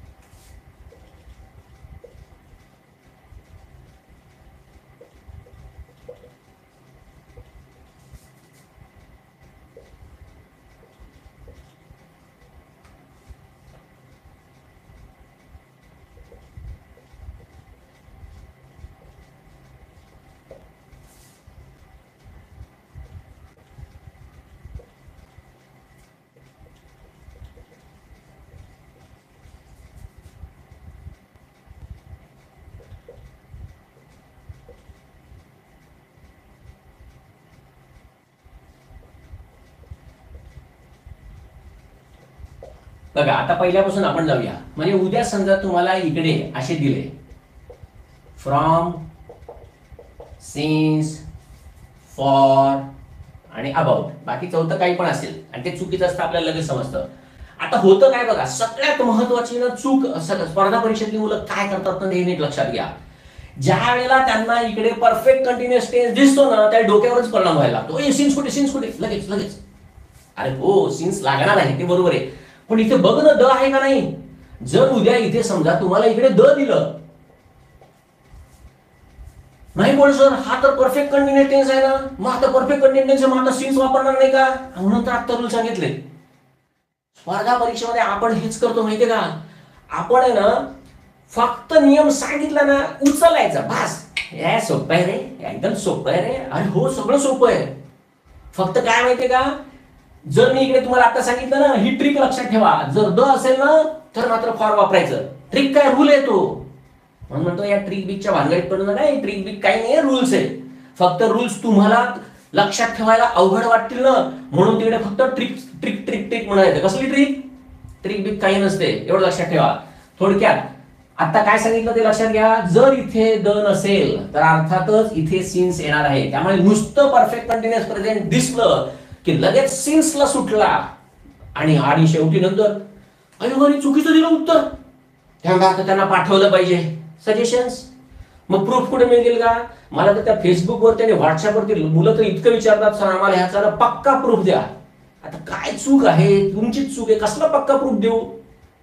फक्त सांगायचं काय, तुम्हाला सांगायचंय एवढं लक्षात ठेवा की नुसता परफेक्ट कंटिन्युअस टेन्स बघितल्यावर उड्या मारू नका लगेच उत्तरावर. सिन्स पाहिजे, सिन्स पाहिजे, हा नियम समजला पाहिजे. लास्ट असेल तर सिन्स बरोबर आहे, पण इथे याच्याऐवजी द लास्ट असेल तर मात्र तिथे फक्त फॉरच येणार. मग आता ते ट्रिक म्हणून लक्षात ठेवा नाही तर रूल म्हणून लक्षात ठेवा. मी कधीही ट्रिक हा शब्द वापरत नाही, मला आवडत पण नाही तो ट्रिक हा शब्द. ट्रिक बिग या जगामध्ये काही नाहीये. आपण काय जादूगार आहोत का, कमी जादूगार आहे. ट्रिक सांगितलं मग अशा काय 100 ट्रिक लक्षात ठेवणार का. ट्रिक बिग काही नाहीये, हे सगळं असं रूल्स आहे. कळलं का. ओके, पुढचं बघा. हे समजलं तर व्यवस्थित. आता इकडे आकडा आहे, परत इथे तुम्हाला हे 4 दिलेले आहेत. अर्थातच ज्या अर्थी अंक आहे त्या अर्थी तिकडे पूर्ण काळ दर्शवायचा आहे, म्हणजे फक्त फॉरच येणार. हे नीट समजलंच पाहिजे. पुढचं बघा. They had been watching the match the last 2 hours. परत इथे फ्रॉम, सिन्स, फॉर, अबाउट. ज्या अर्थी आर्टिकल दिसतंय डोक्यामध्ये दुसरं काही आलंच नाही पाहिजे, नुसत्या आर्टिकलचा फेड आहे. कळलं, म्हणजे इकडे फॉरच येणार. आता बघा इथे फॉर येणार इथपण बरोबर आहे. आता बघा मी काय करतो, they had been watching the match आणि इकडे मी फक्त काय करतो, आता बघा असं लिहिलं होल डे. आणि आता इथे परत तेच दिलं तुम्हाला, सिन्स, फॉर, नंतर फ्रॉम आणि नंतर दिलं नो प्रेपोजिशन रिक्वायर्ड. ते तिथे पूर्ण लिहिणार आहे परीक्षेमध्ये, नो प्रेपोजिशन इज रिक्वायर्ड. मी इकडे फक्त एवढा त्याच्यामध्ये लिहिलंय, एवढाच फक्त फरक. मग आता इकडे they had been watching the match, had been आहे नाही फॉरच, मला माहितीये. चूक, मार्क कशामुळे गेला, रूल समजला नाही म्हणून. परत ट्रिक नाही, रूलच, एवढं लक्षात ठेवा. आणि रूलच माहित असला पाहिजे. खेळ आहे का हा, आपल्या आयुष्याशी आपण खेळतोय, 1-1 वर्ष वाया घालवतोय, म्हणजे अजिबात ट्रिकच्या भानगडीत पडू नका असं मी तरी तुम्हाला सांगेन. बाकी तुम्हाला वाटत असेल की नाही सर पण आम्हाला ट्रिकने मार्क्स मिळतात, अवश्य ट्रिक्स लक्षात ठेवा. पण जर एवढं सोपं असेल कसल्या ट्रिक्स करत असता. म्हणजे ज्या वेळेला मी बघतो ना अशी 6-6 वर्ष मुलांची वाया जातात, तर मला वाईट वाटतं खूप. असो, बाय द वे, कळतंय का तुम्हाला, पूर्ण काळ दिसतोय आणि आपल्याला फक्त एवढंच दिसतंय. नाही हा परफेक्ट कंटिन्युअस पास्ट आहे, इथे फॉरच आलं पाहिजे. अरे आता नियम सांगितलं ना, इकडे होल डे असू दे, नाहीतर ऑल द डे असू दे, नाहीतर फुल डे असू दे. ह्याच्याऐवजी फुल वीक असू दे, होल वीक असू दे, काय वाटेल ते असू दे, इयर असू दे. कळलं का, काय वाटेल ते असू दे. तुम्हाला नियम समजला काय पाहिजे. ज्या वेळेला पूर्णपणा, कारण का ऑल, फुल आणि होल ह्यांनी पूर्णपणा दिसत असतो. पूर्णपणा दिसवणारे ज्यावेळी शब्द असतात त्यावेळेला फॉर येऊच शकत नाही. नाही मग सर असं कसं काय, असं होऊ शकतं काय, असं काय, अरे नियम येतो बाळा. म्हणून फक्त एवढं समजून घ्या. कळतंय. त्यामुळे हे नीट लक्षात घ्या. आता हा जो तिसरा प्रश्न आहे हा आता मी कशासाठी बनवलाय तर करेक्ट आणि इनकरेक्ट साठी बनवलाय. मी इथे मुद्दामून तुम्हाला ना खाली पर्याय देत नाहीये, कारण की आपला सगळ्यात जास्त गोंधळ आहे ना हा आपल्याला आपले पर्याय करत असतात.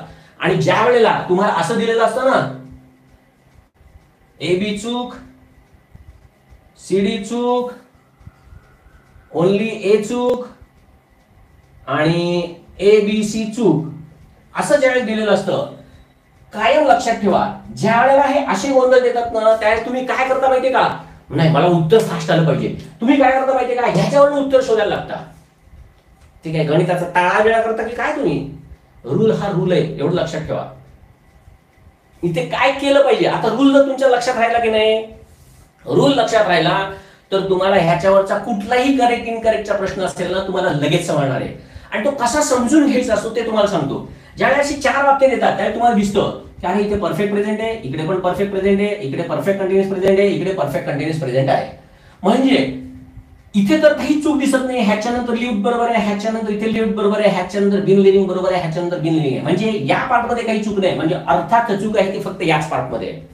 म्हणजे एकदा वाक्य बघितलं, तो प्रश्न बघितला की तुम्हाला कुठल्या रूल संबंधी प्रश्न विचारला गेला हे तिथे इमिडिएट समजायला लागतं. If you know the rules, हे कायम लक्षात ठेवा. मग आता हे रूल्स बघितल्यानंतर इथे काय काय दिसतंय, एकीकडे फॉर दिसते, एकीकडे सिन्स दिसते, एकीकडे सिन्स दिसते, इकडे सिन्स दिसते. मग आता तुम्हाला सिन्सचे रूल आठवले पाहिजेत आणि ते आठवल्यानंतर मग तुम्हाला समजेल की फॉरच्या नंतर लास्ट वाटते बरोबर, ऍक्च्युली फॉर हे चालतं. चालतं काय, इथे द कुठे आहे, आर्टिकल कुठे आहे, फॉर मध्ये सांगितलं ना काय पाहिजे, द लास्टची फ्रेज पाहिजे, म्हणजे हे वाक्य चूकच आहे. दुसरं बघा, he has lived here since the last 10 years.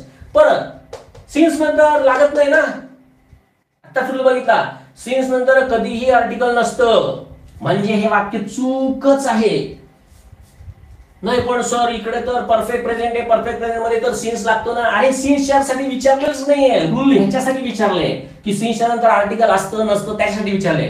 Preposition संबंधीच प्रश्न विचारलाय, फक्त आता प्रश्न फिरवलाय बस, बाकी काही केलं नाही. आणि हे मी आता फिरवून तुम्हाला दाखवतोय की परीक्षेमध्ये उद्या कशा प्रकारे रूल येऊ शकतो.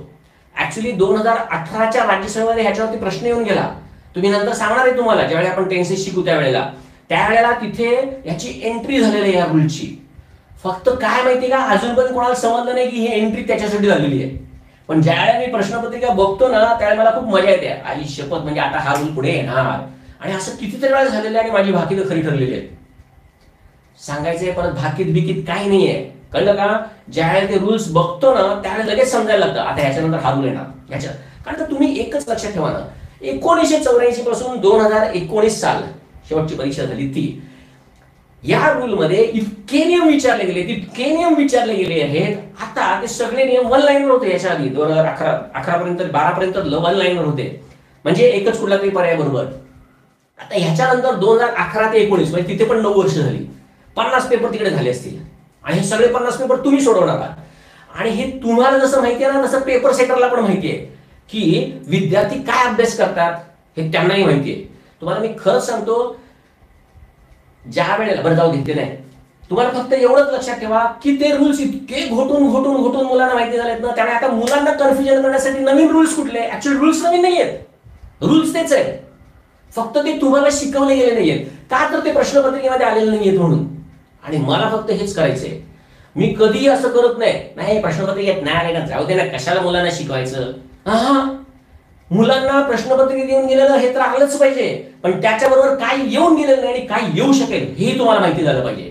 आणि ते जर माहिती झालं पाहिजे असेल ना तर अभ्यासच, कळलं. त्यामुळे इथे बघा सिन्सच्या नंतर इकडे ज्या अर्थी द आलेलं आहे त्या अर्थी हे वाक्य चूक आहे. मग आता खाली यायचं, he has been living here since 10 years. आता जर तुम्ही सगळेजण इम्प्लिसिट म्हणाल नाही सर आता हे बरोबरच आहे वाक्य, परत भूतकाळ दर्शवणारा शब्द कुठे, मी मगाशी सांगितलं 1 आठवडा भूतकाळ दिसतोय, कारण मी नुसतंच 1 आठवडा म्हटलं त्याच्यामध्ये भूतकाळ आहे का वर्तमान काळ आहे भविष्यकाळ आहे कुठं काय समजतंय. मी ज्यावेळी नुसतं म्हणतोय 15 मिनिट, 15 मिनिट म्हणजे भूतकाळ आहे का भविष्यकाळ आहे का वर्तमान काळ आहे, काही समजत नाही, काही समजत नाही, कळलं का. त्यामुळे प्रश्न काय विचारला गेलेला आहे मला हेच सांगायचं तुम्हाला की आपण काय करतो माहितीये का, हे नुसते शब्द बघतो आणि स्पर्धा परीक्षेमध्ये उत्तर ठोकून देतो. आणि ठोकून देतो आणि मार्क्स जातात. नाही सर मला 5-6च्या वरती मार्कच नाही पडणारच नाहीत. मी परत सांगतो बघा, मी तुम्हाला सांगतो अतिशय नम्रपणे मी तुम्हाला सांगतोय, उगाच कोणीही राग मानून घेऊ नका प्लीज. मी तुम्हाला काय सांगतोय ऐका, इंग्लिशमध्ये मार्क्स का मिळत नाहीत? एकतर माझी लायकी नाही इंग्रजी शिकावं किंवा इंग्रजीची लायकी नाही मी शिकावं, दोन पैकी एक काहीतरी आहे. आणि जर स्पर्धा परीक्षेमध्ये जर तुम्हाला एका झटक्यात पोस्ट काढायची असेल ना, भले इंग्लिश कमी मार्काचं असू दे पण it is going to play a vital role. एवढं फक्त लक्षात ठेवा. काय आलंच पाहिजे, कसं येत नाही, काय आहे काय त्याच्यामध्ये? चौथीतल्या कॉन्व्हेंट मधल्या मुलाला जर इंग्लिश जमू शकतं तर मला काय नाही जमणार, असा आत्मविश्वास तुम्ही पैदा करा. कसं होत नाही बघू, सगळं सोपं आहे. कळलं? म्हणजे इथे हे वाक्य चूक आहे. कारण का? इथे कालावधी दिसतोय, पूर्ण ड्युरेशन दिसतंय आणि भूतकाळ दर्शवणारा शब्द नाही, त्यामुळे हेही वाक्य चूक.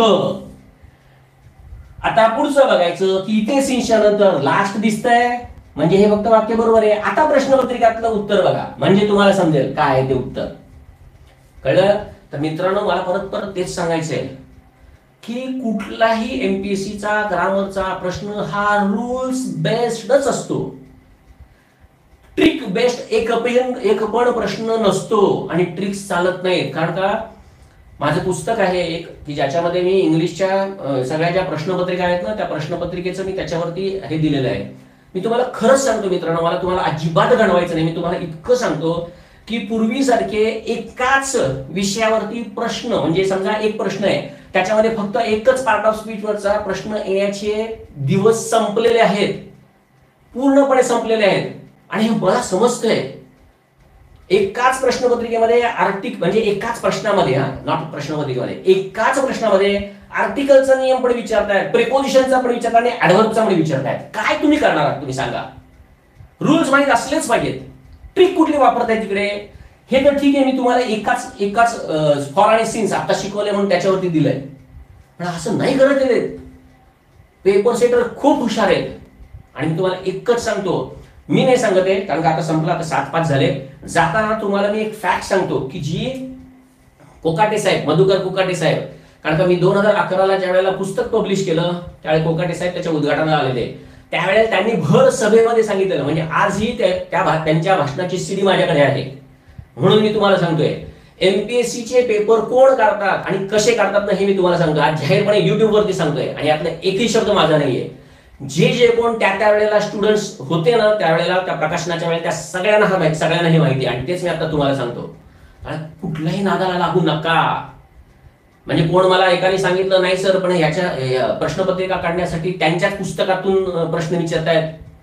मित्रांनो, एमपीएससीचे जे चेअरमन किंवा जे कोण एमपीएससीचे प्रमुख आहेत, यांनी पेपर सेट करणाऱ्याला स्पष्टपणे इन्स्ट्रक्शन दिलेले असते, मुलं जी पुस्तकं वापरतात त्या पुस्तकातून अजिबात प्रश्न काढू नका. एमपीएससीचा पेपर सेट करणारा दुसरा येतो, मी नाव जाऊ दे आपल्याला, त्याशी काय महत्व नाही, स्वतः पीएचडी येतो, दुसऱ्या विषयातला आहे, सांगायचं काय तर त्यांनी मला हे सांगितलेलं आहे की we have been given strict instruction not to use any book which is referred by student of MPSC. इतकी स्पष्ट त्याने इन्स्ट्रक्शन दिले, ह्या सगळ्यात पहिला लक्षात ठेवा. आता इंग्लिशचा पेपर करणारे कोण असणार हे तुम्हाला सांगतो.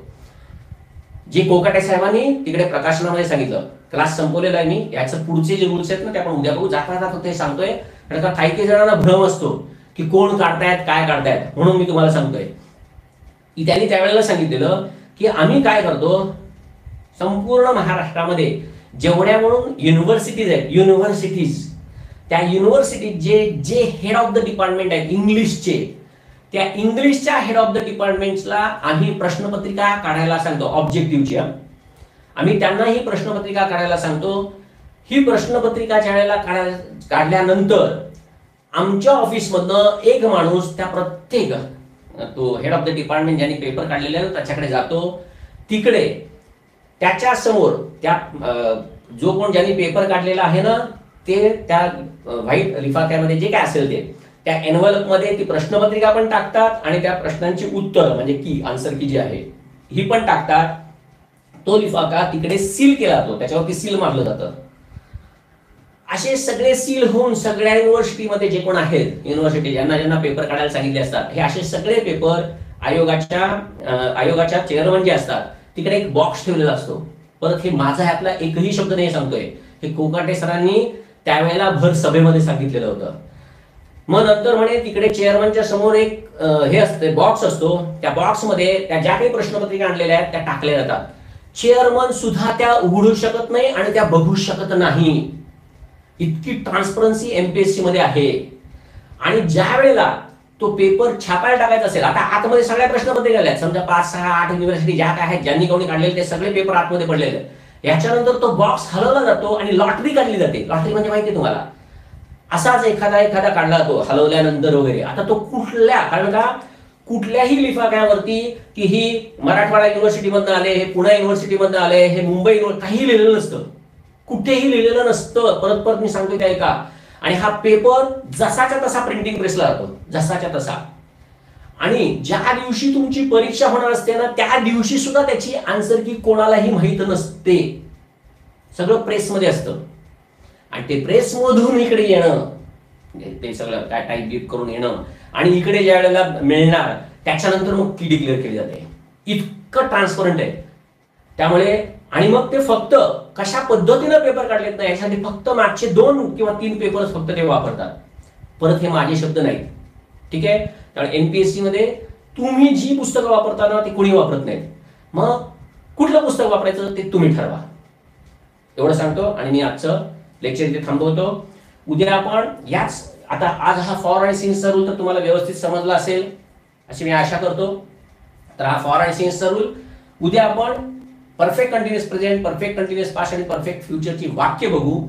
वाक्य बघितल्यानंतर माझा आता पुढचा प्लॅन काय आहे तो तुम्हाला आधीच इथे सांगतो.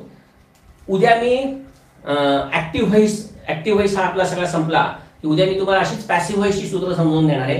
ती सूत्र समजावून देणार आहे आणि त्याच्यानंतर मग आपण येस नो क्वेश्चन कडे जाणार आहोत. पॅसिव्ह व्हॉइस करत असताना मी तुम्हाला ऍक्टिव्हचं पॅसिव्ह कसं करायचं हे अजिबात सांगत नाही, हे लक्षात ठेवा. कारण का स्पर्धा परीक्षेमध्ये आता जे विचारायला लागले याच्यामध्ये काय करतात माहिती का, फार कमी प्रश्न असे येत आहेत की ज्याच्यामध्ये सांगतायत की वरती दिलेल्या ऍक्टिव्हचं खाली पॅसिव्ह करा. आजकाल अशाही प्रकारचे प्रश्न पडत आहेत की ज्याच्यामध्ये 4 वाक्य दिली जात आहेत आणि त्याच्यातलं करेक्ट इनकरेक्ट ओळखा असं दिलं जाते. तर आता फक्त आपण बेस समजून घेतोय, एवढं फक्त लक्षात ठेवा. मला सहकार्य करा, मी तुमच्यासाठी इकडे इतक्या डिटेलमध्ये घेतोय. कळलंय? मला माहिती आहे 1 तास खूप इनसफिशियंट आहे, हेही मला माहिती आहे. पण तरी सुद्धा मी जास्तीत जास्त तुम्हाला देण्याचा प्रयत्न करणार आहे, एवढं फक्त लक्षात ठेवा. त्यामुळे बेअर विथ मी, तुमच्यासाठी चालू आहे, लक्षात ठेवा. मी काहीही सोडणार नाहीये, सगळं शिकवणार आहे. म्हणजे जर कोणाला शंका वाटत असेल की नाही सर फुकट शिकवतायत मग चांगलं शिकवतील का, हे बघा शिकवणं ही माझी पॅशन आहे, त्यामुळे मी शिकवतोय. कळलं? दुसरं तुम्हाला सांगितलं इंग्लिश मंत्रा, तुम्हाला सांगितलंय ते चॅनल जेवढ्याला होईल तेवढा जॉईन करा, नंतर सोडून द्या, मला काही त्याच्याबद्दल म्हणायचं नाहीये. कळलं का? हे फक्त कशासाठी देतोय, जोपर्यंत आपला क्लास चालू आहे तोपर्यंत. कारण का मी एमपीएससी ची प्रश्नपत्रिका झाली ना, तर मी तुम्हाला खरंच सांगतो मित्रांनो, संपूर्ण महाराष्ट्रामध्ये एमपीएससी ची परीक्षा झाल्यानंतर पहिल्यांदा की टाकणारा मी एकमेव आहे. असो, बाय द वे मी किती ग्रेट आहे मला सांगितलं, हे जॉईन करा, त्याच्यामध्ये मला तुम्हाला पीडीएफ दिल्या जातील. दुसरं, मला आता कोणीतरी विचारलेलं, तर ठीक आहे मला आता आठवत येतो. तर इंग्लिश मंत्रा फक्त हे घ्या, त्याचं मी पाहिजे असेल तर लिंक ह्याच्यामध्ये टाकतो, आजच्या डिस्क्रिप्शन मध्ये टाकतो. जॉईन व्हा, नाही जॉईन झालं तरी मला काहीही हरकत नाहीये. मी तुम्हाला एकच सांगतो, मी तिकडे टाइमपास करत बसत सारखं काही ना काहीतरी पोस्ट टाकणं असं करत नाही. फक्त माझी जी ऍक्टिव्हिटी ती मी त्याच्यामध्ये टाकत असतो. मला ते पोस्ट टाकणं, इडियम्स, प्रोवर्ब्स, फ्रेजेस टाकणं मला जमत नाही. आणि जर टेलिग्राम चॅनलवरती अभ्यास करून जर एखादा कोण पोस्ट मिळत असेल तर धन्य तो टेलिग्राम चॅनलवाला आणि धन्य ते विद्यार्थी की ज्यांना टेलिग्राम चॅनलमुळे पोस्ट मिळाली. त्यामुळे विद्यार्थी मित्रांनो माफ करा, मी थोडंसं असं जर कठोर बोलत असेल तर लागेल कदाचित, पण लक्षात ठेवा मला फक्त तुम्हाला एवढंच सांगायचंय, तुमच्या स्वार्थासाठी फक्त जॉईन व्हा, बाकी काही देणं घेणं नाहीये. कळलं? ओके, तर आपण उद्या भेटू परत संध्याकाळी 6 वाजता. आणि मॅक्सिमम जेवढे आहेत त्यांनी चॅनल सबस्क्राईब करा. कारण का मी आता ठीक आहे FB वरती किंवा अनेक ठिकाणी मी लिंक पाठवतोय, पण हे तुमचं तुम्हाला समजू द्या, तुम्ही स्वतःहून जॉईन व्हा. तुमच्या मित्रांना मैत्रिणींना अवश्य सांगा. मी खरंच सांगतो, इतकं डिटेलमध्ये मी शिकवणार आहे ना की तुम्ही हे यापूर्वी कुठेही शिकलेलं नसाल. काय सांगू अजून तुम्हाला, आज 20 वर्षे घासली आहेत मी. कळलं का? माझं लिहिलेलं पुस्तक हे कॉपी पेस्ट नाहीये. तुम्हाला जाऊ दे, चला जास्त काय बोलत नाही. चलो see you tomorrow sharp at 6. Okay, चलो बाय. Good night.